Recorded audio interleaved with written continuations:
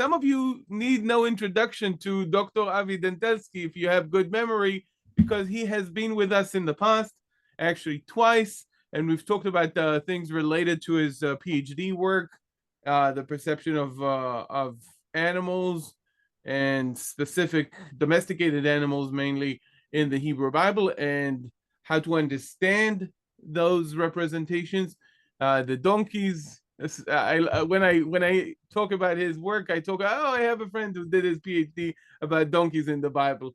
So that's kind of the way I do it, and it's always a good conversation starter about these things.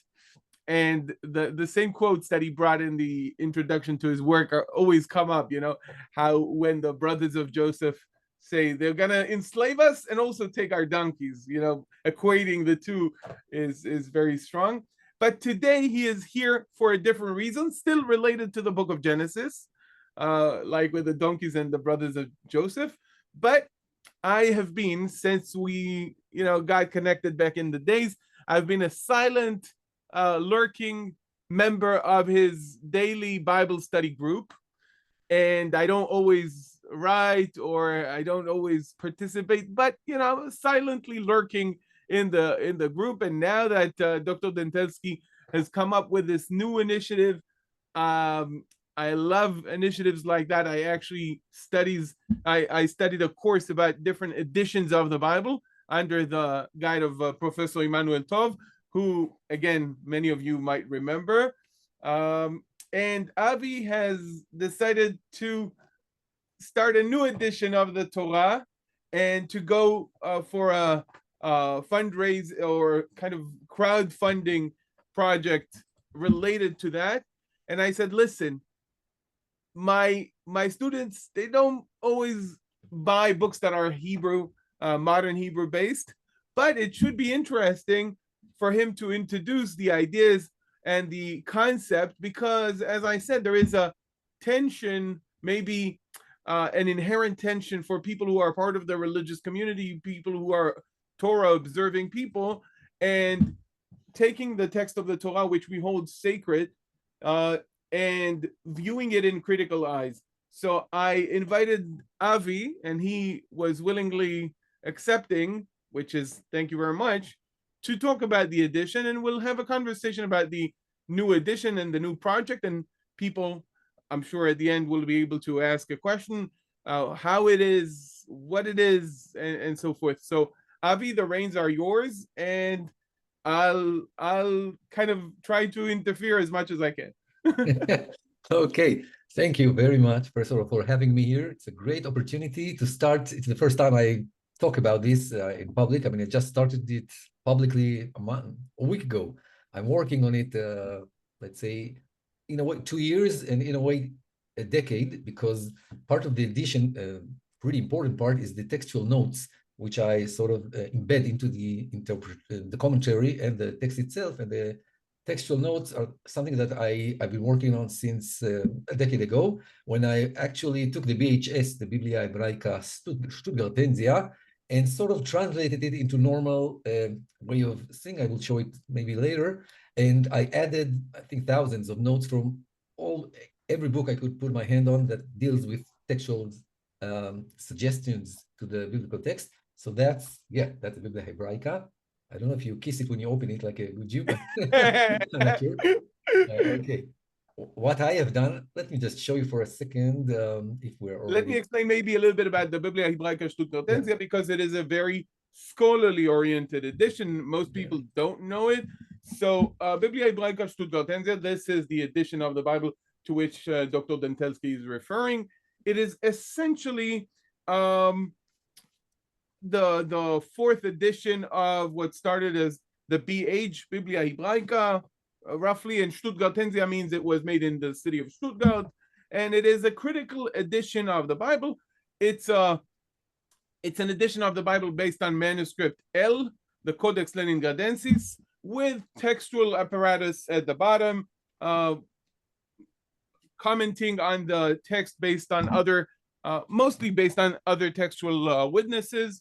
And that's like the standard edition that most scholars use kind of for their daily purposes. Obviously, there are other critical editions of the Bible, but every Bible scholar has this edition. So if I may share for a second my screen just to see the differences, how does it look like? This is the Biblia Hebraica in a PDF file. It's some kind of like a cipher, like a sort of an enigma, where you get all kind of little letters here in the text, which point down to the apparatus, which in the first version, the BHK, was much more terrible. It had two layers. And you have to start and think, okay, Bereshit, this is the A. You go down here and you say, okay, Orig, Brisif, Vel, blah, blah, blah, blah, blah, blah, blah. Okay, that's for a normal, any layman looks at it, Right. it's dizzy. I was shocked. Let me share a personal story, which I'm sure you experienced as well. When you are exposed to biblical scholarship, okay, you start reading stuff that people wrote in the 19th century or early 20th century. They take it for granted that you read Greek, Latin, German, French, English, and Hebrew, by the way. Arabic. You know, like it's a given. If you're here, if you're reading this book, it means that you've already, you read every European language, that's for sure. Latin, Greek, Arabic, ancient Hebrew, Aramaic, all of these. Otherwise, you wouldn't have opened this book. So they take it for granted. Exactly. And when I took it the first time, I learned that with Professor Moshe Tzipor, which is sort of a like Emmanuel Tov, another version of him. And he did a lot of work on the Septuagint.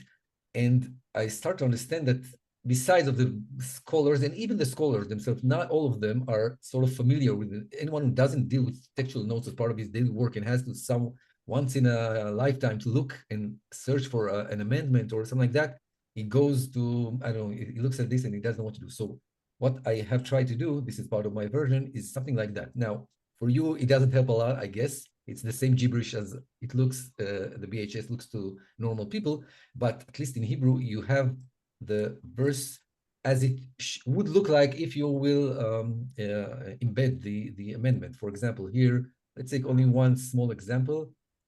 El ikavu hamayim el makom echad, to one place. The water shall gather into one place. Now the Septuagint reads something like I don't recall, like synagogue, which they translated it as mikveh. They guess that that's what he wrote. So now you can understand in very clearly, once again, to somebody who reads Hebrew, what. Can you go back to the Greek to the BHS there? Here, let's see if they have translated El Mikveh. Here they did that in Hebrew too. Synagogin. Yeah, synagogin is to bring together, to lead together, like synagogue. Yeah. So they guess it's a mikveh. Now, in my version, you lost the original Greek, so you have no idea what was the original Greek. But I guess that most of the readers don't really care. Well, I trust the BHS. That's a good guess if they wrote it there. Emmanuel Tov, I guess, won't like it so much. But okay, the idea is to make it accessible, all of these notes. And there are many other notes that are not here, of course.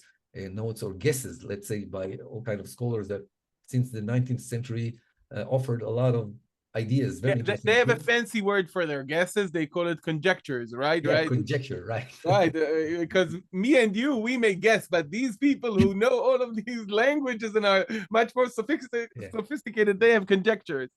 Right. And if you know Professor Tur Sinai, I don't know if you have mentioned him. Right. Great biblical scholar and philologist, I don't know how to call him. Yeah, but he was sort of a very special guy who knew many languages and had a very sharp brain with incredible inventions or conjectures, as you would say, and so on. So what I've done is I have now it on the entire Hebrew Bible. Here it's only on Genesis, but I have it on the entire from Genesis to Chronicles.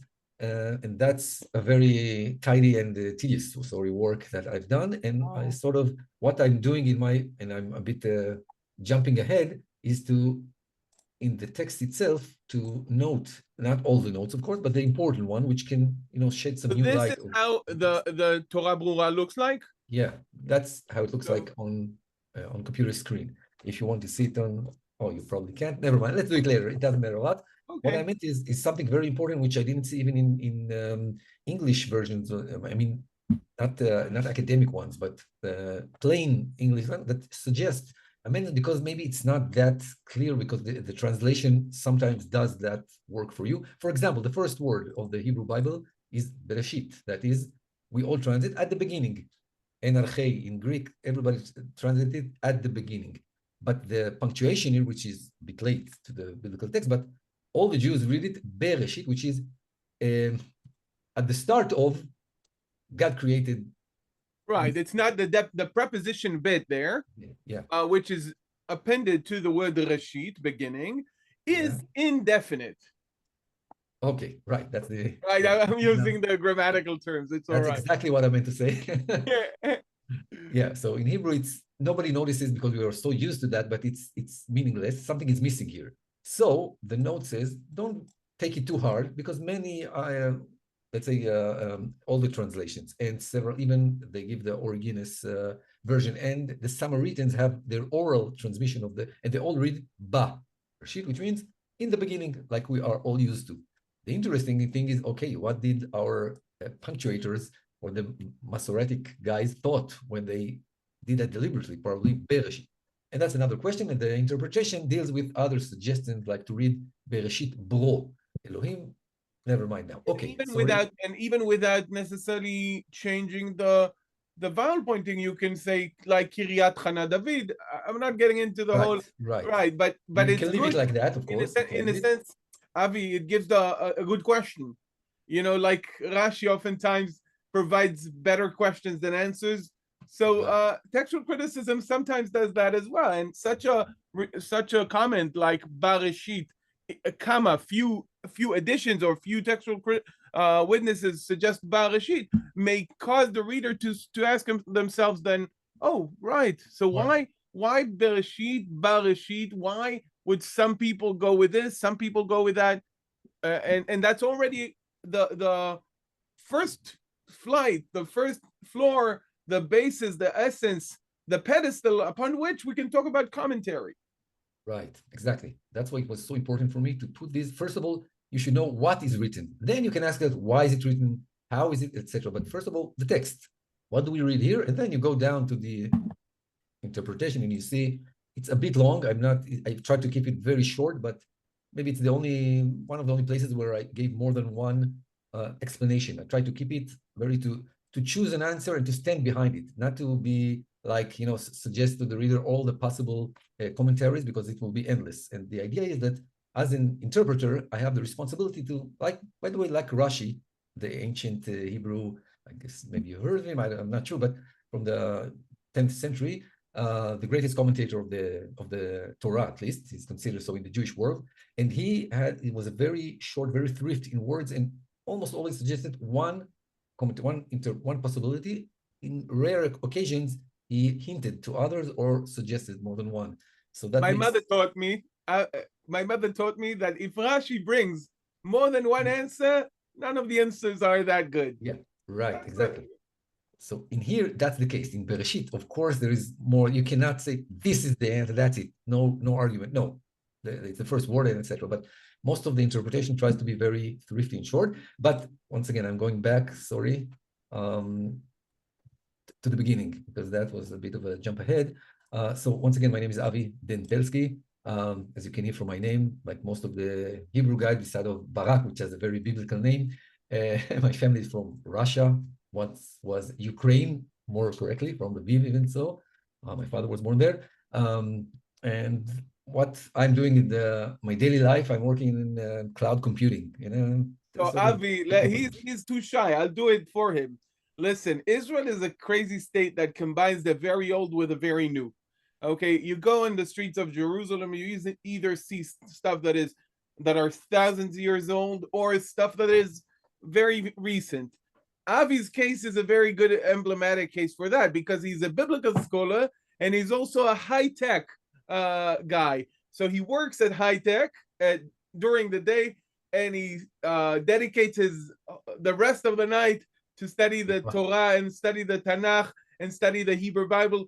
They're emblematically representing all that is beautiful about Israel, the very old and the very new. Dr. Jekyll and Mr. Hyde. In the days, he works in cloud computing. But in the nights, oh, okay. The night was only created so people could study through the night. Okay, so I'm going back to the beginning. I tried to make a nice presentation, though it's not, I had only a couple of days. So what I'm trying to do is to sort of invade to an area which is not my territory. I'm not sure how much do I know about the. I'm trying to. I know some of you are not Jews. I heard that. I suspect that. So it's sometimes hard to understand how much the Torah, what the importance, let's say, of the Torah text to the Jews today. Let's say even the modern Jews today. So I try to look at it from the point of view of an outsider, a Christian, for example, and to explain to him, first of all, the importance and then the sort of the importance of a critical edition of the Torah. So this is, of course, I'll jump to the next one so you can get the original author. Okay, this is the original picture by Rembrandt, as you know, and this is Moses. And in a way, that sort of is a great example of Judaism. The essence of Judaism is, as the Christians know, it's the book, it's the law in the book. And the Arabs call us the people of the book. They call the Christians as well, though. Yeah, right. But you're right. But in our point of view, of course, that's the main idea of Judaism. I'll show it in the next slide. While on the other hand, and once again, it's a bit of a demagogical way to show it, but the same Rembrandt, when he pictured, when he painted Jesus, so you can see the difference. No book here is just showing his Corpus Christi. If it's called. By the way, tonight there was a new Pope. I greet him from here. I'm not sure how many Catholics here, but I guess everybody is happy that in America. Now that he has your, he was both chosen by the conclave and was blessed by Dr. Dentelski. I think it changes the picture. Abraham, that's my original name, by the way. Avi is Abraham, Abe, if you like. So you can see the great difference. This is the man who's doing the light around here. And here Moses is sort of marginal. It's half of the picture is Moses and half, and the high part of the picture is the book or the tablets in this case. So that sort of gives a hint of the difference, the major difference between, I didn't call it between Judaism and Christianity, but between the Torah and the Gospels, if you like, because I want to jump into the book, as you said before, the Arabs call the Christians also the people of the book, because they also have a book, even two books, the old one and the new one. And they have the Gospels, but the place of the Gospels in the Christian world has a totally different status, I believe, than the Torah in the Jewish world. So in the Jewish world, I try to sort of put a table, like to make it very organized, of the differences. And I'm sorry for being very, broadly speaking. But first of all, the authorship, and that's the main point here. To the Jews, it's clear that Moses was dictated, or God dictated the Torah to Moses as the scribe. That's it. It's Moses who didn't, besides of Deuteronomy, let's say, even that is in debate. But the main parts of the Torah, the main law, is given directly by God. While just a second, when you say Jews, we have to first of all put the preface of two Jews, three opinions. Yeah, and you're obviously representing the traditional, I would say, Orthodox view of this question, right? I guess I've written directly traditional Judaism. You're totally right, and even traditionally, the question is since when. But okay, against versus the traditional Christianity, if I may. Yes, I see James' iPad. He's raised a hand. Right, we can take it afterwards. Later? Okay, let me just finish this table. So once again, it's my point of view, which may be wrong because I'm not deep inside the Christian world. So maybe it looks to you like, okay, that's very, superficial, maybe. But I think I represent at least the Jews who know something about Christianity. That's what they think. They say, okay, you have the Gospels, but nobody really believes that the Gospels were written by God. I mean, that's almost obvious, not even by Jesus. It was written by his what do you call apostles or disciples, and it was divinely inspired, of course. But the writing itself doesn't matter so much, and even more, it's written in Greek. And I guess some of the Christians, or maybe most of them, know that the original language was Aramaic, and it's even you have several verses like the text translates what Jesus said from Aramaic to Greek. The second thing, of course, is the scope or the focus. That's less important for us, but the Torah, at least, it deals with God and the people of Israel, whilst the Gospels deal mainly with Jesus, with the man himself. That makes the Torah, Moses is less important in the Torah. He has great importance, of course, but it doesn't show up until the book of Exodus, of course.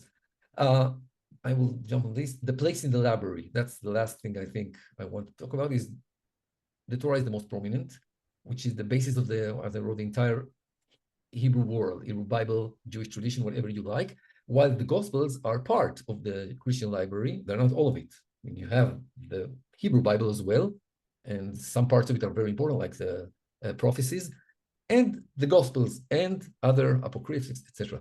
And from here, that's the last one before the question. Maybe now let's release it to some questions here, if you like, James. I'm sorry, did you say Yeah. that Moses didn't write the book of Deuteronomy? No, I said that even that is in debate, whether he wrote all the Torah, wrote as a scribe. The question is, did he invent the book of Deuteronomy without directly divine instruction? That's a debate in Judaism. Some will say, yes, that's Moses said that. It was Moses' writings and innovation. And some will say, no. Because of the first verse of the book of Deuteronomy says, these are the words that Moses spoke, etc. Right. So, But and obviously, you can add to that Deuteronomistic discussion the end of the book of Deuteronomy, which describes Moses' death. How was it written by Moses if it describes Moses' death? The rabbis all knew the questions, obviously, but they chose to not just to say that he wrote it, but to put it as maybe a tenet in the core belief of traditional and then Orthodox Judaism. Yeah, and I think the mainstream, so to say, thinks of Jews, think that Moses, the religious one at least, Moses wrote the book of Deuteronomy. He got some like a permission from God to write it in his own language, but it's not his personal ideas. It's God telling him, okay, say that in your language, against what happened from Genesis to Numbers, where God just dictated to him in God's language, so to say. So that also solves the problem, at least in a traditional point of view, of how come the Deuteronomy is so different in its language and in terms than the other four books of the Torah. So it said, okay, that was Moses' language. That's how he spoke. So that's why it's different.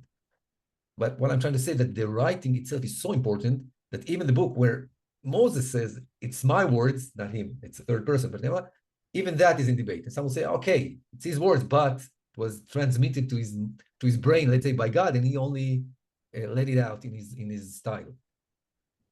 Another last thing about this is the Torah in the... Thank you. Okay. In the modern Jewish world, until these days, the Torah was given, according to traditional, calculations, something like in the 13th century BC. Yeah, something like that. That's a pretty long time ago, 3,300 years, give or take 200 years to each direction, doesn't matter a lot. But until these days, the basic Jewish mind thinks like that. We have what we call halacha, halacha in American Jewish, which is the observant of the law. That's a bit of a bad term because the law in Hebrew is chok, is something more related to modern state law. We call it halacha, which is the way you walk in. Okay, that's the Hebrew term for that. And we have our modern codices, which tell the Jew what he has to do in every second in his life, as you probably know. That is based on medieval, from the 16th century codex that is called Shulchan Aruch, never mind right now, and which it's by itself based on the Maimonides Codex. I wrote it right, by Maimonides, the famous Jewish scholar from, let's say, the 12th or the 11th century, who once in a life, he did a sort of a unique, something that never happened again, to concentrate all the Jewish law and customs into 14 books, which span across all Judaism, which means not Judaism, sorry, all of Israelism, including the sacrificial part of and the temple and all the things that were not in action for several centuries in his time, and yet he treated them as they were everyday halachos. Yeah, when you are a priest, this is what you have to do in order to sacrifice a lamb, something Jews didn't do for hundreds of years until the time of Maimonides. Just to make a point, I think that I've mentioned Maimonides, mentioned Rambam in the past. He was so great that it is commonly referred to by the immemorial sentence "Mi Moshe ad Moshe lo kam ke Moshe." Since Moses until Moses, which means since the biblical Moses until Maimonides, whose first name was Moshe as well, there was none like Moses. So since Moses till Maimonides, there was none like Moses, which means that in a sense, Maimonides did something that was a little bit like Moses in a sense that he gathered all the law and he said, this is what you need. You don't need the Talmud anymore. You don't need anything anymore. Just read the Torah and read my book. Yeah. So that's him. And he based himself on the Talmud, which is the great books of the more ancient scholars or sages or rabbis that lived mainly in Babylon, also in Israel. And that is based on the Mishnah. And that's not the point. The point is it's all based on the Torah. And the Torah, that's the most important thing. If we talked about the Pope, that's from his, I guess, from the Vatican. Torah was written and given and dictated by God himself. So it means that everything that we do, and I made it a reverse pyramid, since the amount of halachot, of laws that we keep observed today is much greater than what is written in the Torah. I mean, the Torah has, I don't know how many words, but if you count the words in these books, it's just expanding.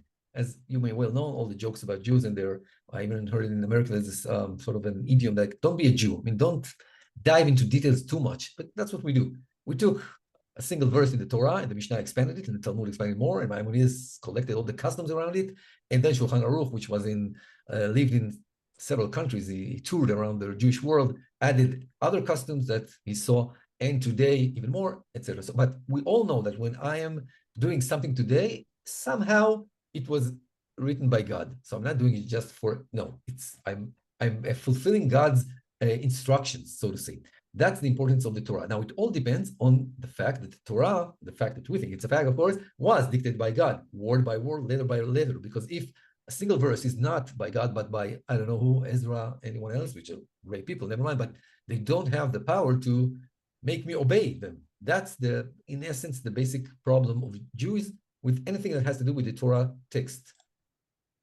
And now... Yeah, and there is a quote, there's a famous quote about Rabbi Ishmael, I think it is, who asked someone, what do you do for a living? And he said, I'm a scribe. Rabbi Meir. Rabbi Meir, okay.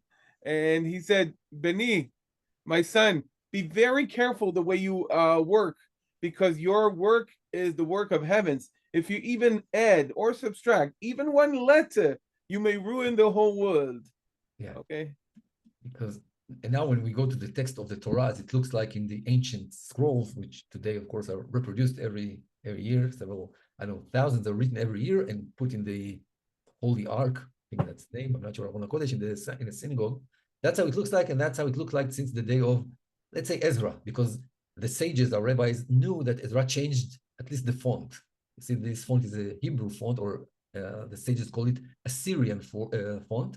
It's not the ancient Hebrew font, and they knew that. So they said that Ezra changed the font. Some will say that they hinted us that Ezra did maybe a bit more than that. He maybe arranged the Torah in a way that we can made it accessible. Okay, but so that's how it looks like, and it's only letters, no punctuation, no, of course, no marks, nothing besides of several spaces here and there between the portions. And it's not the Hebrew, let's say the weekly portions. It's several sections of the text inside the Torah, and it goes like that from Genesis to the end of Deuteronomy, sort of bulks of text. Now, each letter here, as Netanel mentioned before, is divine, has crucial influence on the entire world. Why? Because each word, not each word, but in general, the Torah is, the meaning of the word Torah is Horah, is instruction. If you amend something, fix something here, so you destroy the original instruction and you put something else. And that's very bad, because everything that we do today depends on these words here. So the Torah ideally should look like this. No explanations, nothing. Don't touch, only the bare words that were dictated by God. If we jump a bit ahead, this is called Tikkun Sofrim. That's something that helps a reader, someone who has to read this in public, how to read it. So you have in one side the original Torah text, and in the other side you have the punctuation marks and etc. and the te'amim, I don't know how to call that in English, the musical notes. No. First of all, people here know the word te'amim, I hope. I've said it several times. Oftentimes, you've got cantillation marks or cantillation notes, but the whole concept is that when you prepare, you have the vowel pointing, you have the cantillation marks, but when you approach the Torah to publicly read it on Shabbat or on a holiday or on weekdays sometimes, then you don't have that. You only have the scroll as it was, as Dr. Dentelski said, since Ezra. They've been copying it and preserving the form exactly the same, or almost exactly the same in a sense. And then you don't have those. I'm not the only one who thought about the idea of making these translucid added pages with the te'amim and the nikud, the shkafim. but I never acted upon that, right? Yeah, some said, okay, let's leave that for then. And then, sort of when the 15th century, I guess, when Gutenberg invented the print, so it became a bit easier to add all of what a modern Jew would look for in his Bible or Chumash, Pentateuch. Do you pronounce that? Pentateuch, in English, Pentateuch. Pentateuch, okay. We call it Chumash. So here, this is the text, the original Torah text with punctuation mark, etc. And as good Jews, we have many, many small comments. That's why the Bible, the Biblia Hebraica, shouldn't scare us too much because we have something like that. This is all kind of references to the Talmud, etc. And sometimes you have even the Masorah. The Masorah is the Masorah Gdola, I think. The Masorah Magna, maybe some of the Ktana, and the translation of Onkelos for Aramaic, and a little nice commentary here, and Rashi, the basic commentary, which almost every Pentateuch edition prints. Never mind what they plan to do, they print Rashi with it. That sort of goes hand in hand with the Torah because Rashi is. It's a fun fact. Rashi was printed, in a sense, before the Torah because they had so many copies of the Torah that were written. The first Hebrew book they actually printed by Jews, okay, not by Christians who printed the Hebrew Bible, but Jews first printed Rashi. Right. Because Rashi handles all the, let's say, the problematic questions that you can think of, not all of them, but he deals with them and he gives very nice traditional explanation based on the sages, and he's very conservative in a way. And that makes sure that, okay, when you read the Torah, if you have any question, look for it in Rashi, and that is good enough for you. And that was good enough for Jews for 2,000, for, I don't know, 3,000 years maybe, until the 19th century. What happened then in the what we call the outer space, that means out of the Jewish world, all kinds of scholars started to suggest editions like this one by Eisfeld, which divides the Bible into its sources. That was already very innovative. And that's in German, by the way. And like Netanel, you sent me yesterday, I'm shocked that I didn't see before the Rainbow Bible, or something which is in Hebrew. That's a great difference, which shows the text of the Bible in Hebrew with colors. And of course, just recently, relatively recently, Professor Elliot Friedman. So Elliot Friedman is kind of a newer version of the Haupt and the Regenbogen Bible. Yeah, the Regenbogen, exactly. So what he did here is the Bible in English in this case, with colors a bit complex because the color is pretty similar, but never mind. The idea was that, let's say, since in the last decades, every man which is not a Jew or knows to read English fluently has how many versions you like of the Bible divided into sources with color, without color, with translations, anything he wants. Besides of Israel, okay? Maybe a word or two about the hypothesis. Essentially, saying that the Torah was suggesting that the Torah was not written like by one hand, by one person, but rather a compilation of several sources. Yeah. You can see it here in Eisfeld's version, the J source, the E source, the P, and he had also L. In his case, things were kind of changing during the years since the 19th century, but all kind of ideas. There was L, that's the baseline sort of strata of the Bible, and then there was J1 and J2 and E1 and E2 and JE and JE, and it became to be a very complex science, so to say. It looks like chemistry if you look at the letters. But the basic idea that recently several scholars like Professor Baruch Schwartz, if you ever heard his name, or his student Joel Baden, which also tweets about it in Twitter, or in X, it goes there right now. He tweets every day. He used to do that for several years. Every day, a small portion from the Torah explained by the sources, and put even a link. Is his students, Baden's students, made a wiki site with all the Torah's text divided into sources by colors. Very nice, very in English, of course. So, as I said before, anyone can, in a click, see how the Torah, the 5 books of Moses, could be divided into sources according to each theory, as each scholar has his own version, so to say. 80% are agreed in general on everyone, and the 20% are in sort of a debate because there is not enough text. If you give it, let's say, for a ChatGPT or a modern computer which can analyze text. What is this ChatGPT you're mentioning? What is okay. Something new? No. Yeah. Now, before it, there were AI. They didn't call it AI exactly, but We conquered the AI already more than 3,000 years ago. Joshua crossed the Jordan, he took Jericho, and he had some difficulty, but eventually we conquered the AI as well.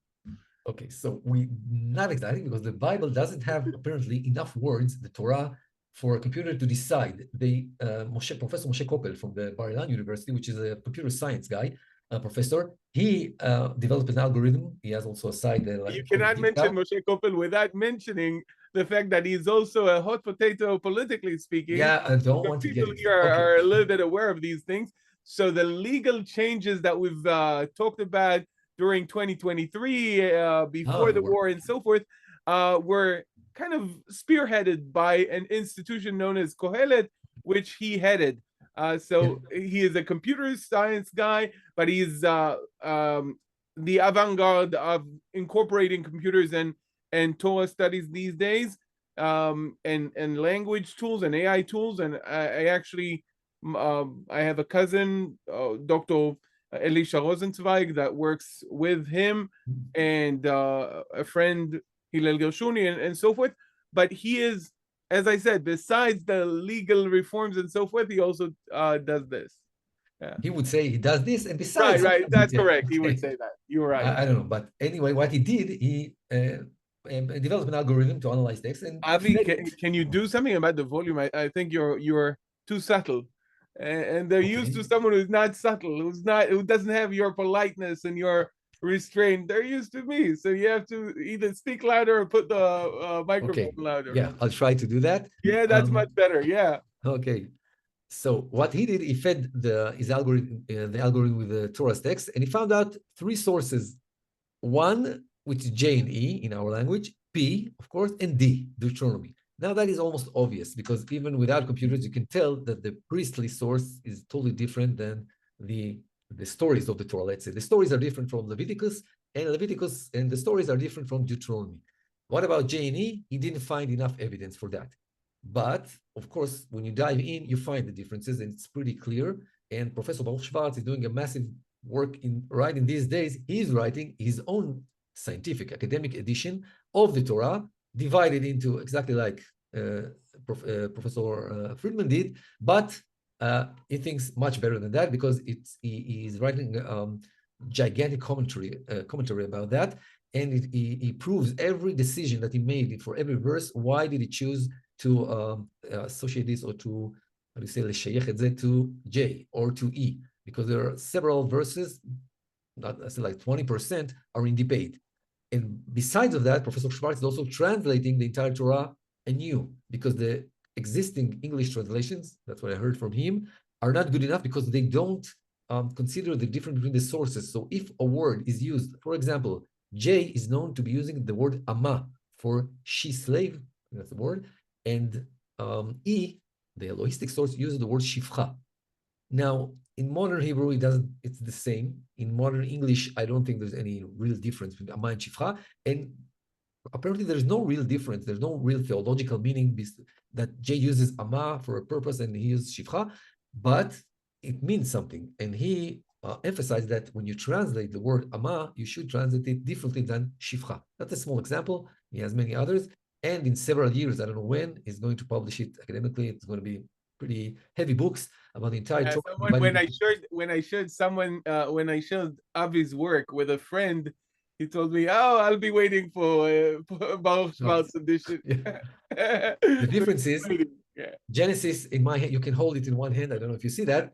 I think in his case, you will need a truck, a cyber truck. I don't know, to take because it's. I don't know how it's going to be done, because the new translation, the colors, the commentary. Once again, that's the basic, the most important thing, and of course I guess the appendices and the reference. It's an academic work. What I'm doing, I must say, I should have put it out loud. The presenter is not pretending to be an academic.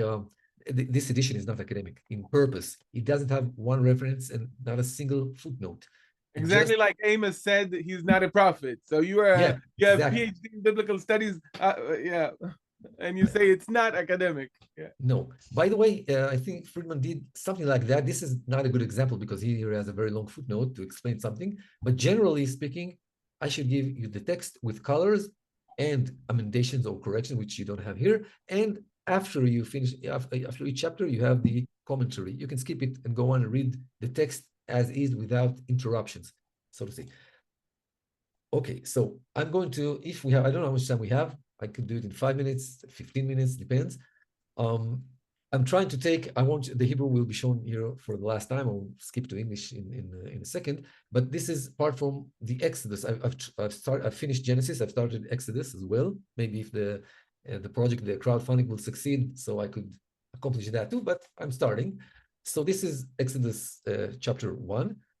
As you can see, divided into sources, and the division here is pretty clear, unlike Genesis chapter 1, which is all priestly. Here, you can see something very interesting. There is this small verse here, and then the verses here, and then this is the priestly, the black is, we'll see it in English soon, and the blue is J. And these are the amendments, which one of them, by the Septuagint, is very important here, and I'll explain it soon. So, okay, this is the head start, never mind. Sorry, that should have been first. Okay, I've used AI. It's not that good in what I want to try to explain to you, but you know, it didn't work out. How does a layman Jew point of view, how does it, it should have been in the beginning, think of the first slides when I spoke about how we perceive the Torah's text. So in the eyes of a layman Jew, the Torah is a very big ocean, very flat, very clear. The only thing that it may notice is textual notes, because we are aware of, some of us, of the Masorah, of the sages, which sometimes have different verses, different in letters, from the Torah, the deviate from the Masoretic Torah. And some of us heard about translations and the scrolls from Qumran, etc. What the layman does not see, usually, is first of all the ancient epics, of course, the ancient, the Enumalish, Iliad, even the Iliad, the Greek one, the Gilgamesh. The fact that the Torah is not unique in a way, it is very unique, but maybe it's based on themes of a way of transmitting messages that was common in the ancient world. And when you finally hear about Gilgamesh and the story of the flood, used in the 19th century when it was discovered, it was a great shock for you to know that, okay, maybe we are the original, they copied from us. That those were the questions then. And from the other hand, of course, the documentary hypothesis, which we spoke about right now, the JP&D, is, I would say, totally off limits. You are not allowed to speak about it in synagogue, for example, unless it's a very, I don't know, modern or reformed synagogue, because that is totally heretic.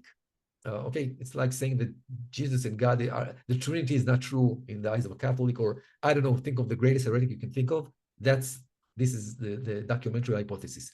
So what I'm trying to do, and this is me right here, to sort of take the layman and pave the path for him to go to the Torah, to consider these the ancient epics, which are, I think, less important. Sometimes they are, sometimes not. But these ones are very important because I believe that it is true. I mean, maybe not the exact division, but the fact that the Torah text is not a unite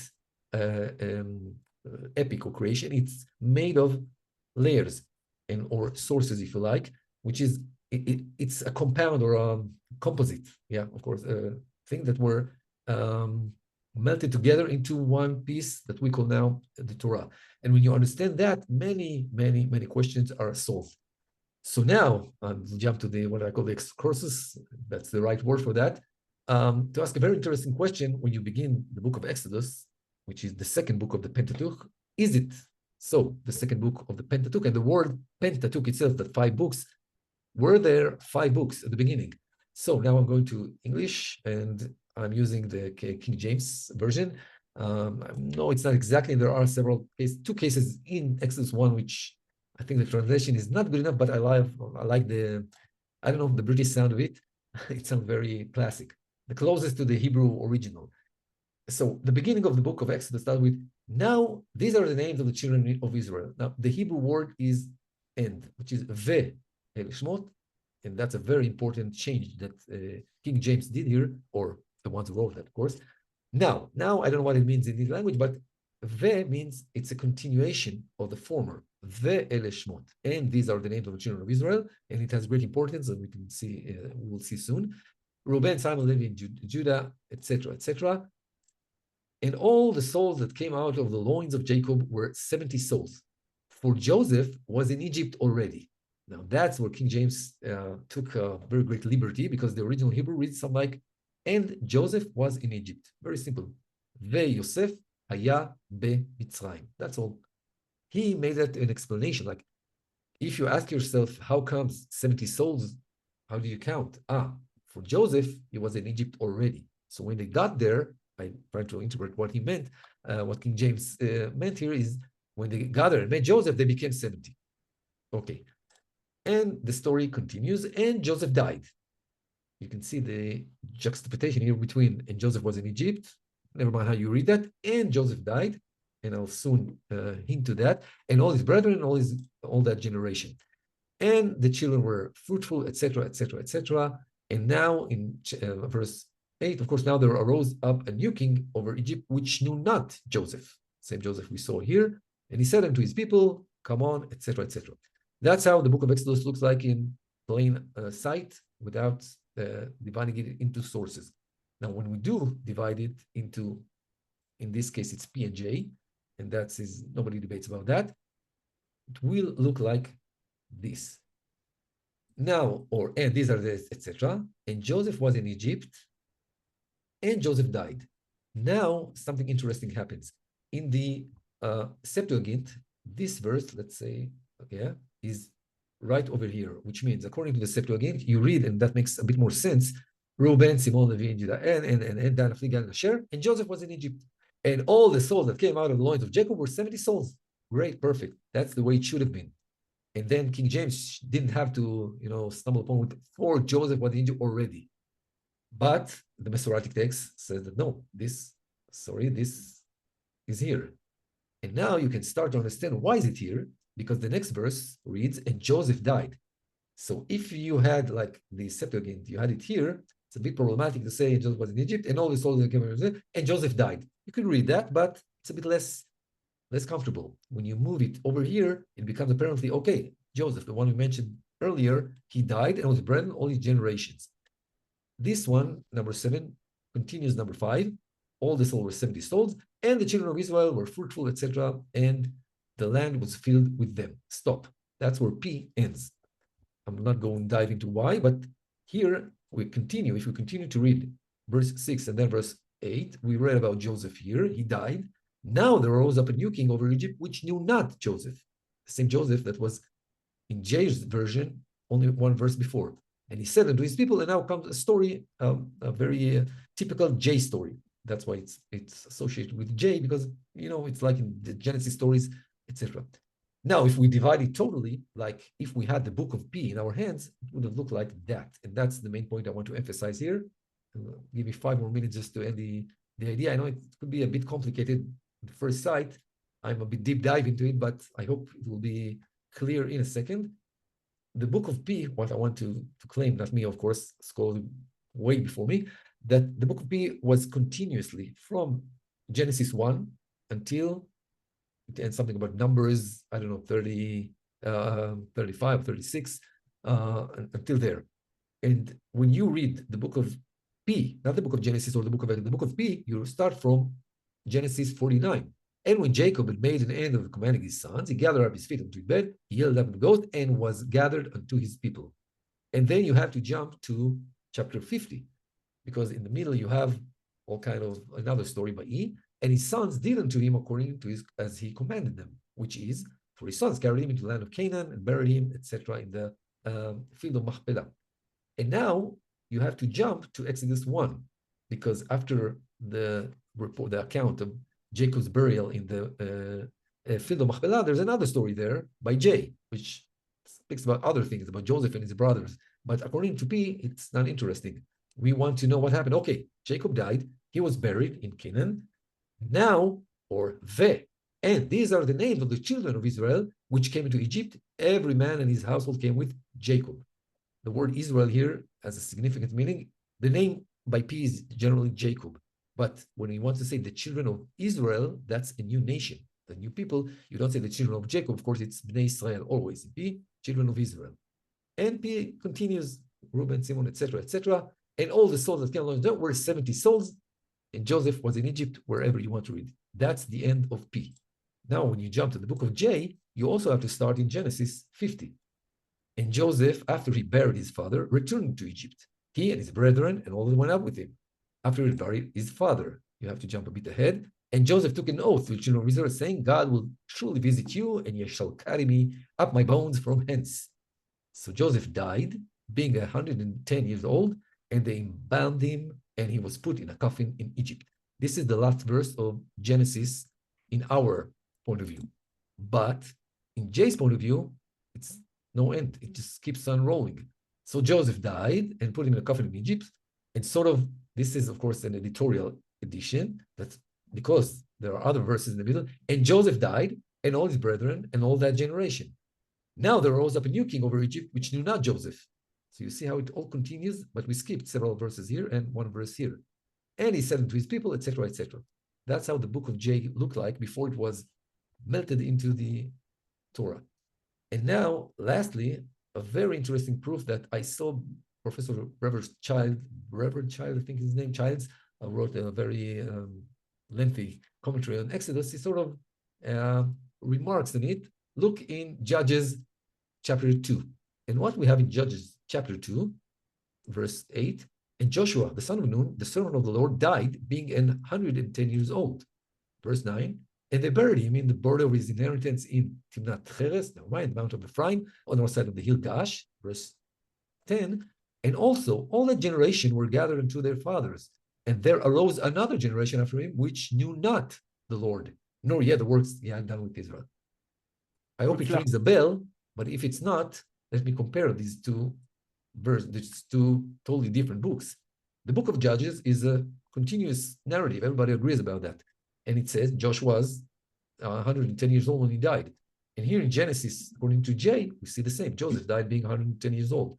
And now in the book of J, we keep on reading, they buried him. Same thing happened with Joshua. And then we jump ahead in J, and Joseph died, and all his brother, all his generation. While in Judges, it's the next verse. And also the generation were gathered unto their fathers. The same thing. And in the same verse in Judges, arose a new someone who knew not someone. Exactly like in Exodus, now there arose up a new king, which knew not Joseph. That, I think, proves clearly, more than above any doubt, as far as we can say in the biblical studies area, that the J story was continuous, was like that, like the documentary hypothesis. How come you're publishing only Genesis now? Right, I can't exactly. That's why I started with this. I thought it's a great idea to see that we must publish the book of Exodus too. We cannot satisfy with Genesis, but I think that's a great proof. And maybe it also hints that Judges was here before Jay wrote this, because this one looks fluently continuous. It makes sense that after the story about Joshua, there came the story about Joseph, which was from the tribe of Ephraim, of course, the same as they were sort of like copies of each other. So he died at 110, so he died too. And they buried him and they bound him. And he used the same phrases in Hebrew. It's even more clear that in these verses as in these verses. So that gives you a hint of the documentary hypothesis, let's say basis, that shows that something you cannot look at the books as we look at them now, and which in Genesis and Exodus are totally separated. You have to look at it as sort of independent creation, each one, each J and P and E and D, which were amalgamated, I think, that were together into the book of the Pentateuch, the 5 books of Moses. And yet your edition is like a regular diplomatic edition, in a sense that the inner text, the main text. I will show it. Yeah, let's go back to your work. Right. Yeah. Maybe now without the blur, I can see. This is it in soft cover. It will be in hard cover, of course, but this is sort of a trial printing that I've done to be pretty, very thick. And inside, what you have is let me take one. Whoa, sorry, colorful. Not sure. I didn't use very sharp colors. It should be pretty clear that it's basically the text of the Torah, but different sources. I did use red and green, but I used that in the commentary below. Maybe you can see something here. Never mind.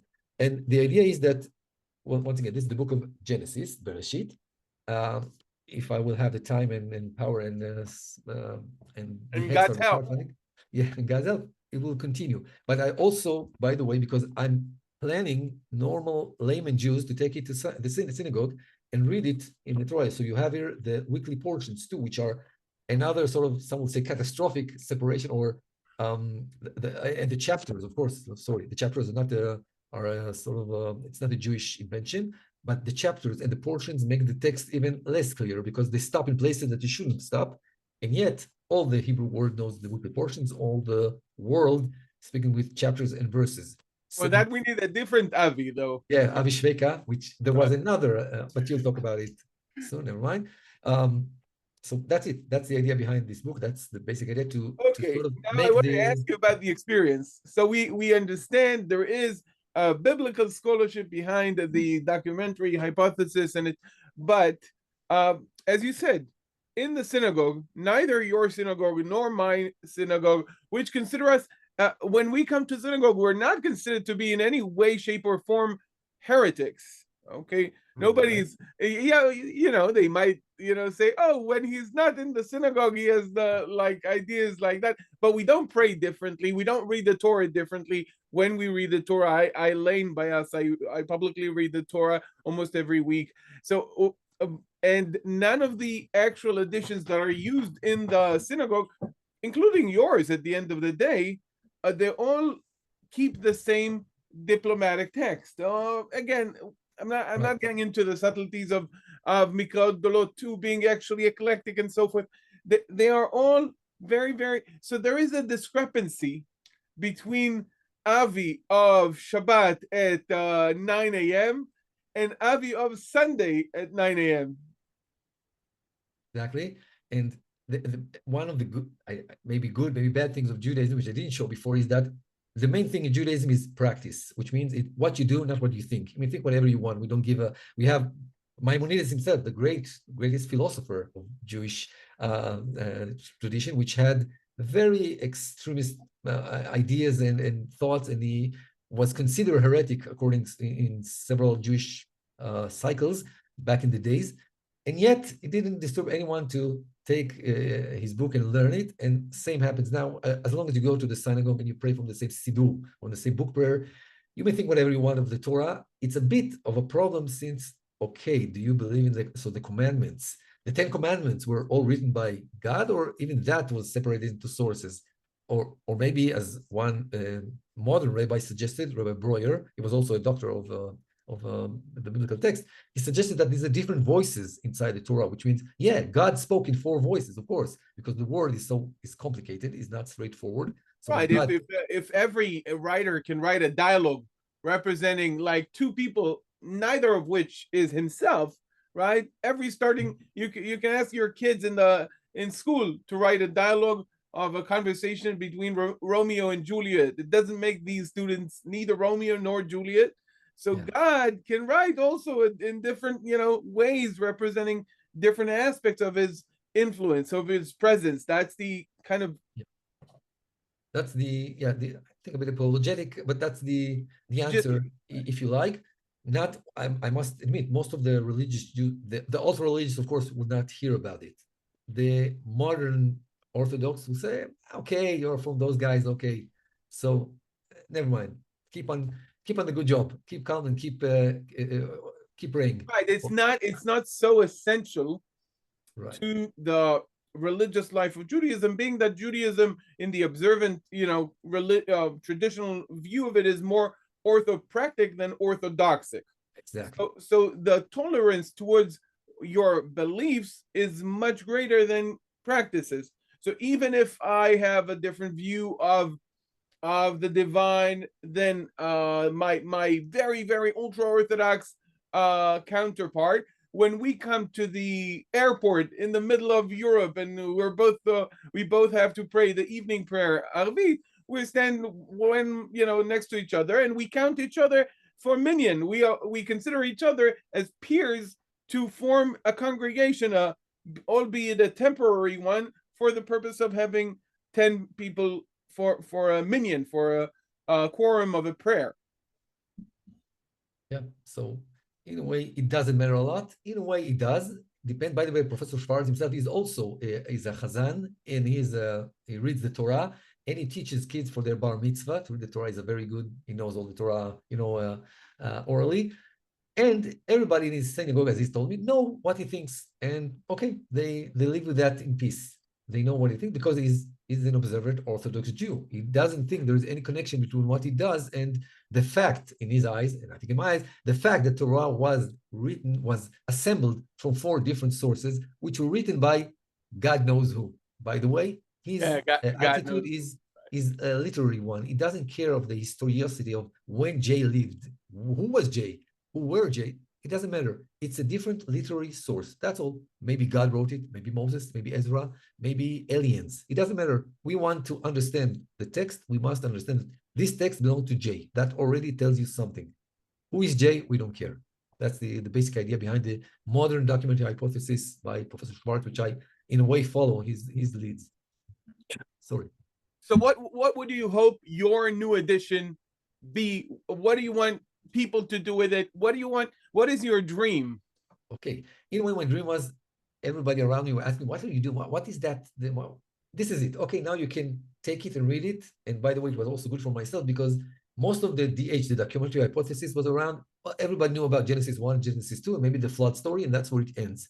And I'm trying to show, no, it goes all the way around. It goes until the end of the Torah, and it works. In a way, it works. In a way, there are difficulties. You can see it now. Now you have the text, you have the facts, you have the evidence. Anyone can take it and think whether or not it convinces.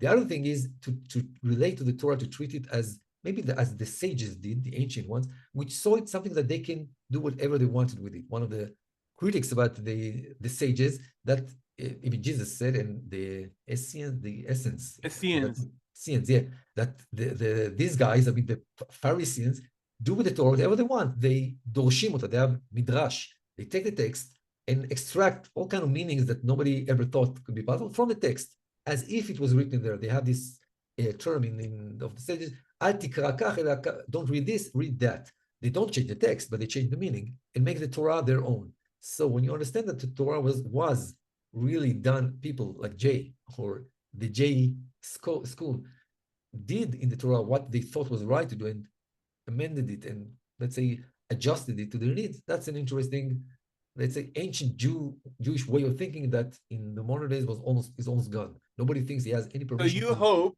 the edition, besides presenting the possible division into sources and other textual criticism associated issues, will also help modern Jews revert back their perception of the Torah to a more malleable one. Yeah, exactly. Very interesting. Very interesting view. Guys, let's open it for questions. And thank you very much, Avi. It's fascinating. Obviously, I can,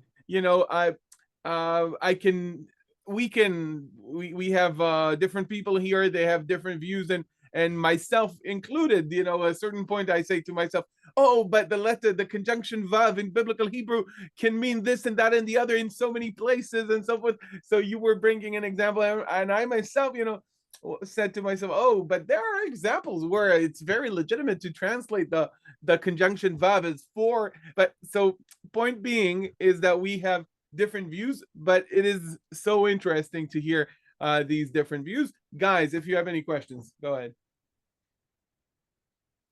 Let's see. Guys, you're more than welcome to raise your hand if you have a question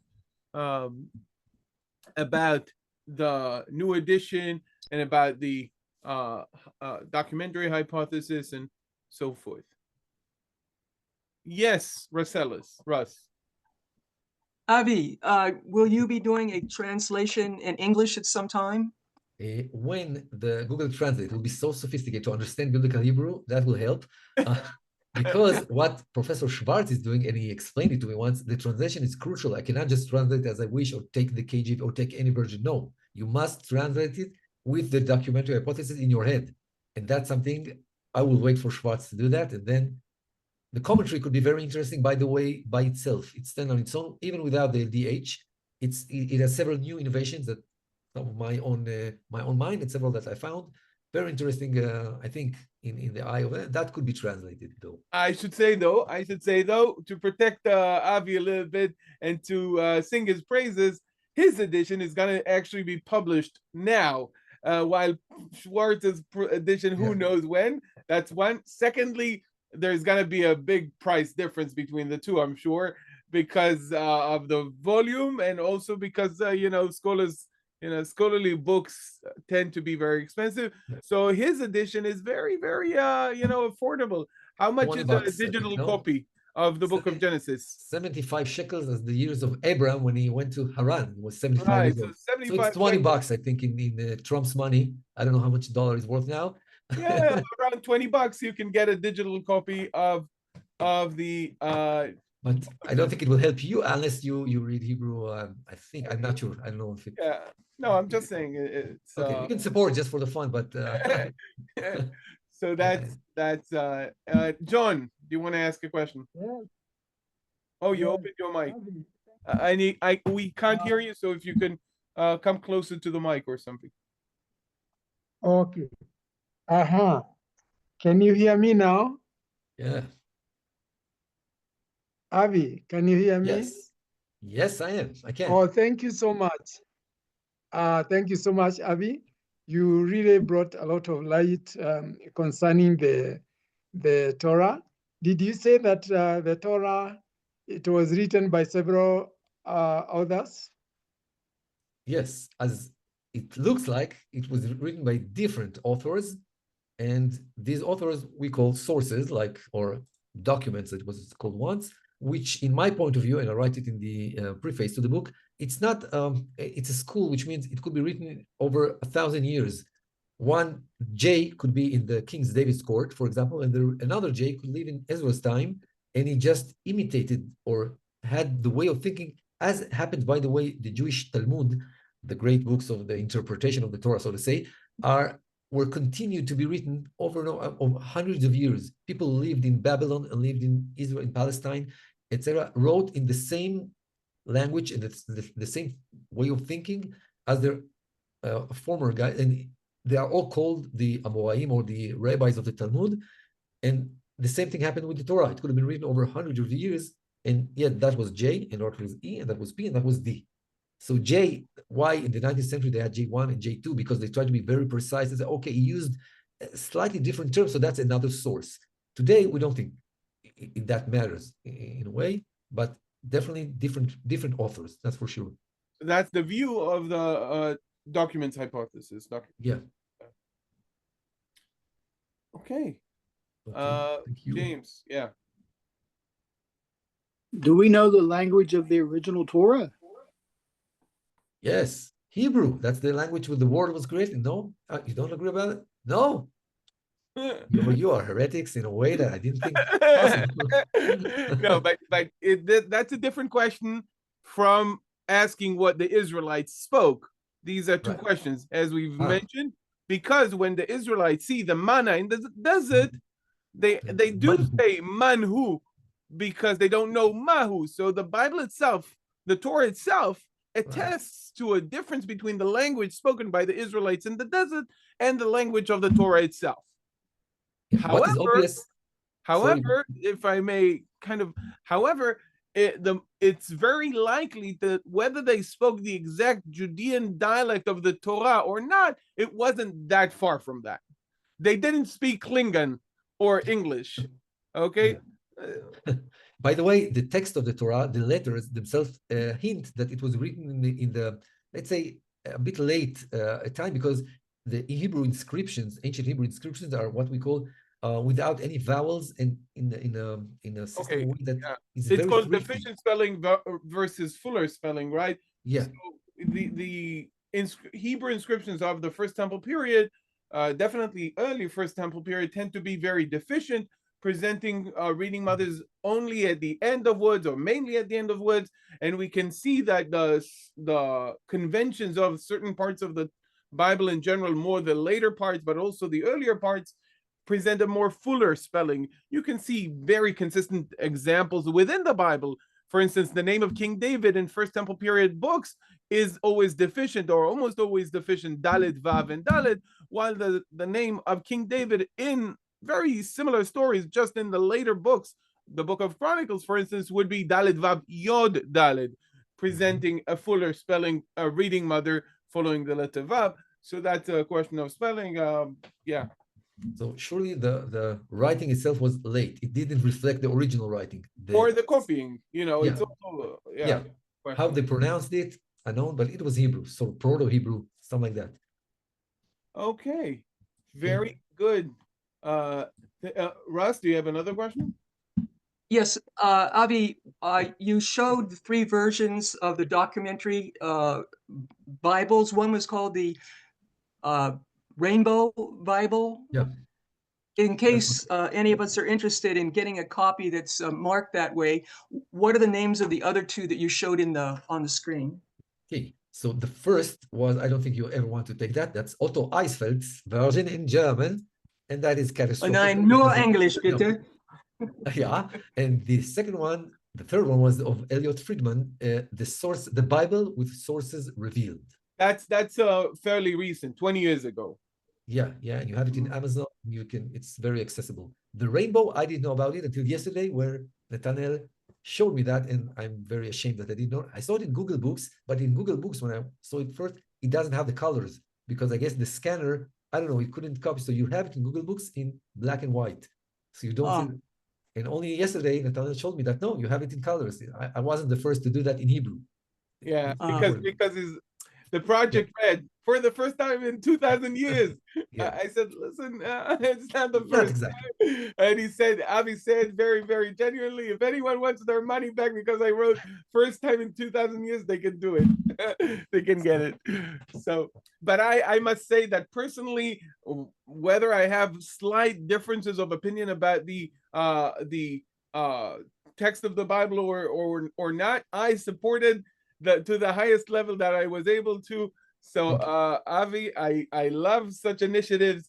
Obviously we may agree on certain things and have different views on other things, but it's a beautiful initiative, and I hope that you get to publish it, and I hope that you get to do it for the rest of the books of the Torah as well. Yeah, thank you. Thank you all, by the way. Thank you for blessing us with your presence and your knowledge and your new edition. It's been an honor. Yeah. Avi, I have a question. I'm Jerome from Sacramento, California. Oh, yeah. Okay. And this, since the time of the first temple, how often was the text, biblical text, read to the people, since there was how many copies of the Torah existed in the first temple period? It seems that none, almost, because if you know that in the days of Josiah, they had to find it in some excavation initiative by the scribe. It means that nobody actually had it, and it seems that not a lot of people, at least knew it. And in the days of Ezra, you can see it's documented that they found that the Torah says you have to build the tabernacles, in a bit different version that we have in Leviticus. So it means it didn't exactly interest, I think, the people. Didn't have the same status as today, of course, far from that. People believed in God, or the God of their fathers. And as Josephus, by the way, Josephus Flavius, he always says it's the father's laws. That's the Roman expression, I guess. He used to explain them. It's not this book or the other. We do what our fathers did. That's it. That's the basic idea of the entire Bible. Only in the days of Ezra's, the sages hinted, the Torah became the main legitimate source of Judaism and of nationality, to identity, if you like. Not only the law, but who we are. I mean, if you want to, I asked myself once, what you would have written on the Bible sleeve, on the back of the Bible, in the bookshelf? What you can write about it? What is it? What you've got? You got everything. You got Job, which nobody can explain. It's not Israelite. You have the Song of Songs, and you have Genesis and Exodus, etc. And the only answer I could find it is like, you want to know who you are as a Jew? Read the Bible. That's who you are. You are sort of like the son of all of these different literatures that you can find in this book. That's it. The law is part of it. Part of the Jewish identity is the observant of the law. As you very well know, that's one of our typical thing when you think about Jewish life. It's the observant of the law, but it's not the only thing. So in the first temple, I think the Torah was in a very low status.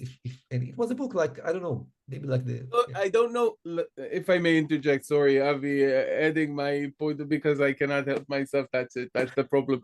But anyway, guys, the Torah, whether in whichever form it existed during the First Temple period, and it seems to have existed. Zechru Torat Moshe Avdi. There are certain verses that allude to the Torah, whatever that was not commonly placed on in every person's house as a guidebook for everyday life, which it did turn to during the Second Temple period, starting with the revolution of Ezra.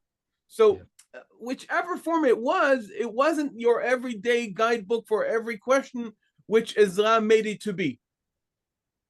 It's like there is a Greek story about the boat of Theseus, I think.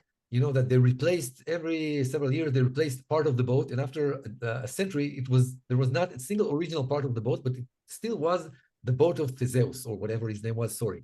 So the same thing with the Torah. I mean, the Judaism was, yeah, we observed the law of Moses, of course, word by word. It was, you know, every time, every year, every decade, every century, something changed. And today, what we observe today has a very loose contact with what's written in the Torah itself.